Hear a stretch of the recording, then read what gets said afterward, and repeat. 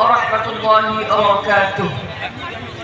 الحمد لله وكفى وسلام على عباده الذين اصطفى.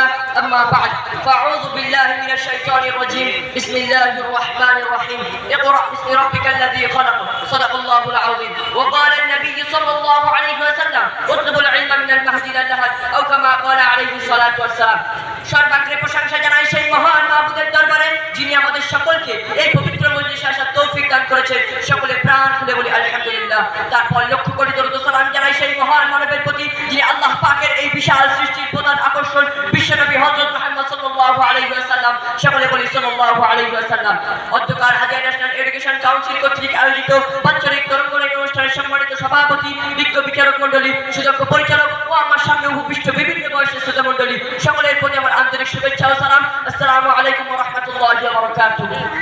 মোহতারাম হাজিরিন, সময়ের সংক্ষিপ্ত পরিসরে আজ আমি শিক্ষাক্ষেত্রের মেরুদণ্ড সম্পর্কে কিঞ্চিৎ আলোকপাত করার প্রয়াস চালাবো ইনশাআল্লাহ। প্রিয় শ্রোতা মণ্ডলী, গ্রন্থ মুকুল কোরআনুল কারীম থেকে একটি আয়াত কারিমা তেলাওয়াত করেছি। মহান আল্লাহ তাআলা ইরশাদ করেন, ইকরা বিসমি রাব্বিকাল্লাযী খালাক, অর্থাৎ পড়ো তোমার প্রতিপালকের নামে যিনি তোমাকে সৃষ্টি করেছেন।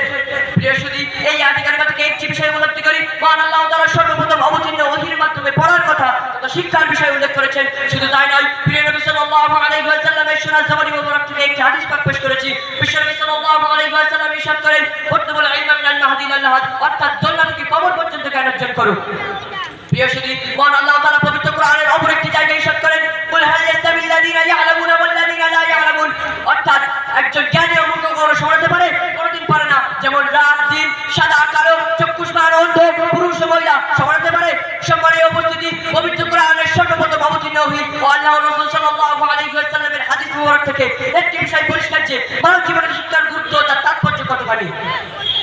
প্রিয় শ্রোতা মণ্ডলী, পৃথিবীতে আজ 1.6 বিলিয়ন মুসলিম বসবাস করে, কিন্তু তার মধ্যে অধিকাংশই শিক্ষা থেকে দূরে। এর ফলে আজ মুসলিমরা হেয় প্রতিপন্ন, লাঞ্ছিত, বঞ্চিত, অবহেলিত, পদদলিত।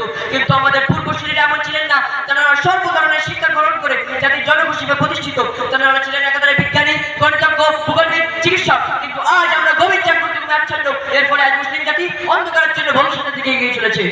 সম্মানীয় উপস্থিতি, গভীর মনোযোগ দিয়ে শুনুন। শিক্ষা ইসলামের অবিচ্ছেদ্য অংশ এবং জ্ঞান ছাড়া মানুষ মূল্যহীন। বিশ্বনবী সাল্লাল্লাহু আলাইহি ওয়াসাল্লাম ইরশাদ করেছেন, আল হিকমাতু দাল্লাতুল মুমিনি আন্না ওয়াজাদাহা ফাহুয়া হাকুম বিহা, অর্থাৎ জ্ঞান মুমিনের হারানো সম্পদ, যা সে যেখানেই পাবে অর্জন করতে সচেষ্ট হবে।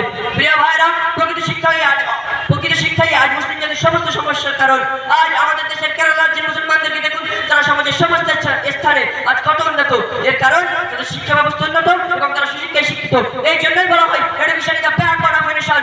প্রিয় ভাই বোনেরা, যে কোনো জায়গা থেকে আমাদেরকে শিক্ষা গ্রহণ করতে হবে। যেমন বিশ্বনবী সাল্লাল্লাহু আলাইহি ওয়াসাল্লাম বলেছেন, উতলুবুল ইলমা ওয়া বিসসিন, অর্থাৎ তোমাকে শিক্ষা গ্রহণ করতে হবে যদিও সেটা চীন থেকেও হয়। সুতরাং যদি প্রয়োজন হয় আমাদেরকে যেতে হবে Malaysia, Indonesia, China, UK, USA, New Zealand, Canada, Australia ইত্যাদি। সম্মানীয় উপস্থিতি, স্মরণ রাখতে হবে আমাদের রয়েছে গৌরবপূর্ণ ইতিহাস ঐতিহ্য, যাকে অস্বীকার করতে পারবে না। আমরা ভুলতে পারি না জাবির ইবনে হাইয়ান, যিনি ছিলেন ফাদার অফ কেমিস্ট্রি,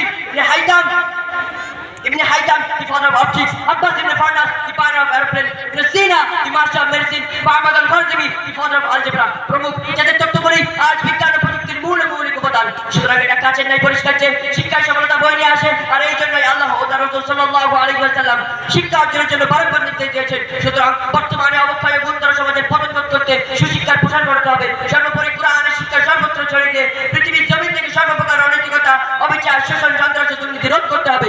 যদি এটা আমরা করতে পারি তবেই সার্থক হবে আমাদের আজকের আলোচনা। আল্লাহ তাআলা আমাদের সকলকে তৌফিক দান করুন, আমিন। পরিশেষে গভীর ভাষায় বলতে চাই, শিক্ষা করো বিশ্ববাসী, শিক্ষা ছাড়া নাই গতি। শিক্ষা পারে আনতে তোমার উভয় কালের উন্নতি। আলোকবিহীন চিরাগ যেমন নাই তার কোনো জ্যোতি, শিক্ষাবিহীন মানবের তেমন নাই তার কোনো গতি। ওয়া আখিরু দাওয়ানা আলহামদুলিল্লাহি রাব্বিল আলামিন।